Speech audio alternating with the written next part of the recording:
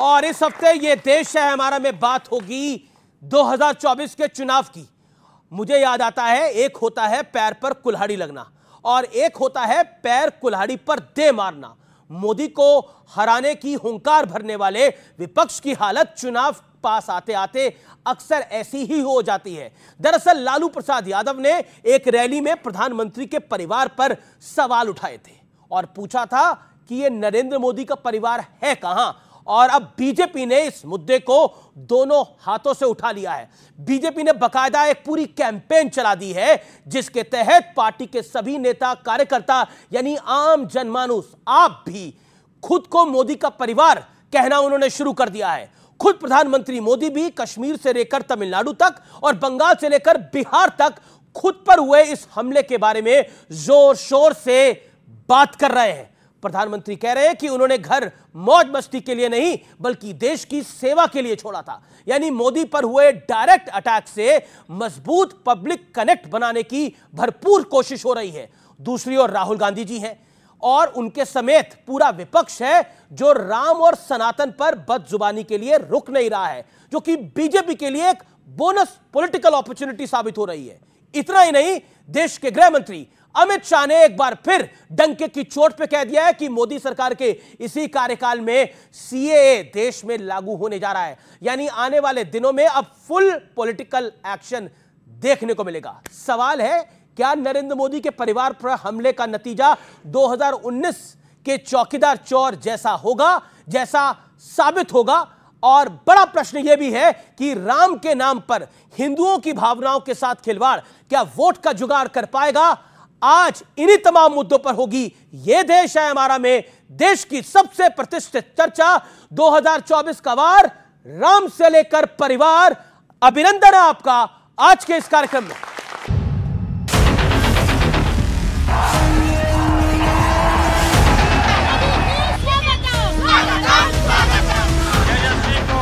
मजबूत करना है भाई और बहनों, क्योंकि चौकीदार भारत माता की।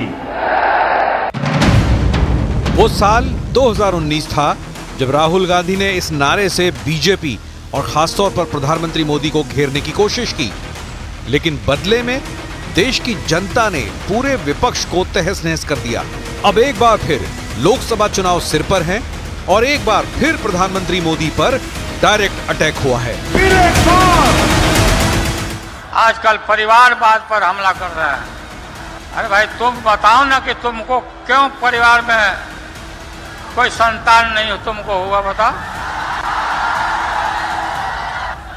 ज्यादा संतान होने वाले लोगों को बोलता कि परिवारवाद है, परिवार के लिए लोग लड़ रहे हैं। तुम्हारे पास परिवार नहीं है, कोई गलत बात नहीं हम लोगों ने बोला है। अब कोई डरने वाले हम लोग नहीं हैं। उठते ही अब टीवी ऐसा ऑन करो, मोदी आ गए,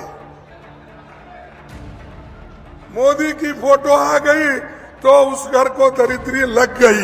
जो लोग 14 में आए थे वो 24 में जाने वाले हैं। 10 साल हिटलर का ही समय था, 10 साल से ज्यादा वो नहीं रह पाया वहां, तो 10 साल तो इनका भी पूरा हो गया। 2019 की ही तरह इस बार भी बीजेपी ने विपक्ष के हमले को अपने कैंपेन का हिस्सा बना लिया है, क्योंकि सवाल प्रधानमंत्री मोदी के परिवार पर उठे तो जवाब में बीजेपी के तमाम नेताओं ने खुद को मोदी का परिवार कहना शुरू कर दिया।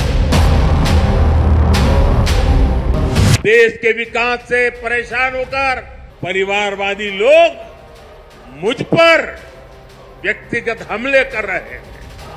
ये लोग कह रहे हैं मोदी का कोई परिवार नहीं है, लेकिन इन्हें देश इनको करारा जवाब दे रहा है। मोदी मुद्दा नहीं है।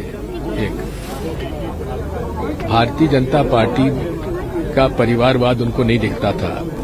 कांग्रेस के परिवारवाद के खिलाफ मोदी जी बोला करते थे। अब जब परिवारवाद मोदी जी का बढ़ गया है तो उसके बाद कुछ कहना चाहेंगे?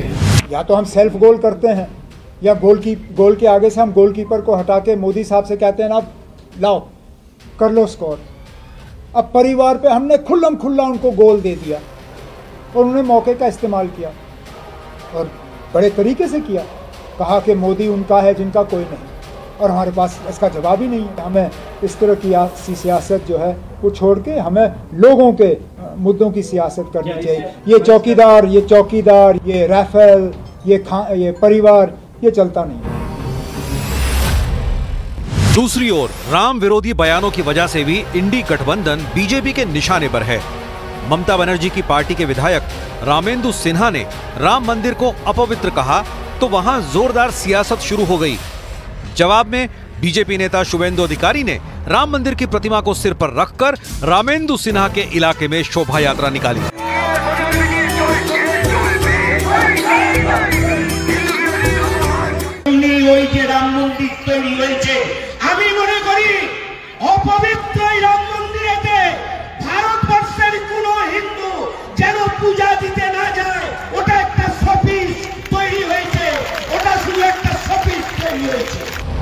दक्षिण में स्टालिन के बाद उनकी पार्टी के बड़े नेता ए राजा ने राम और रामायण के लिए बेहद आपत्तिजनक टिप्पणी की है।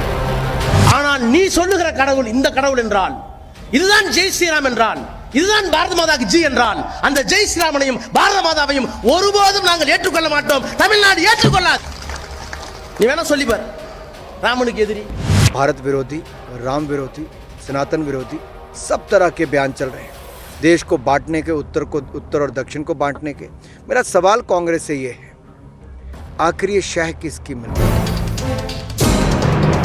सवाल ये है कि क्या मोदी पर निजी हमला एक बार फिर विपक्ष का सेल्फ गोल साबित होगा और राम का अपमान क्या बर्दाश्त कर लेगा हिंदुस्तान? आज इसी पर जनता के बीच होगी देश की सबसे बड़ी बहस। तो व्यूअर्स, सबसे पहले आज की चर्चा के, आज की बहस के तीन बड़े मुद्दे क्या हैं। पहला मुद्दा, लालू यादव ने क्या बैठे बिठाए मोदी के परिवार का जिक्र छेड़कर बीजेपी के लिए एक इमोशनल मुद्दा दोबारा से खड़ा कर दिया है? क्या यह 2019 वाली चौकीदार चोर है वाली मूवमेंट है देश के लोकसभा चुनाव से ऐन पहले? दूसरा मुद्दा, क्या विपक्ष की राम विरोधी छवि एक बड़ी स्ट्रैटेजी है बीजेपी की ओर से भी और विपक्ष की ओर से भी? और तीसरा बड़ा मुद्दा जो कि बहुत अहम है, क्या सीए से एनडीए का 400 प्लस का टारगेट पूरा हो पाएगा? यह बड़ा प्रश्न है। तो आज इन्हीं तीन मुद्दों के इर्द गिर्द चर्चा रहेगी। जोरदार तालियों से अभिनंदन करिए हमारे मेहमानों का, हमारे युवा मित्रों का। सबसे पहले हमारी ऑडियंस के लिए, हमारे युवा मित्रों के लिए जोरदार तालियां। मेरे साथ आज एनालिस्ट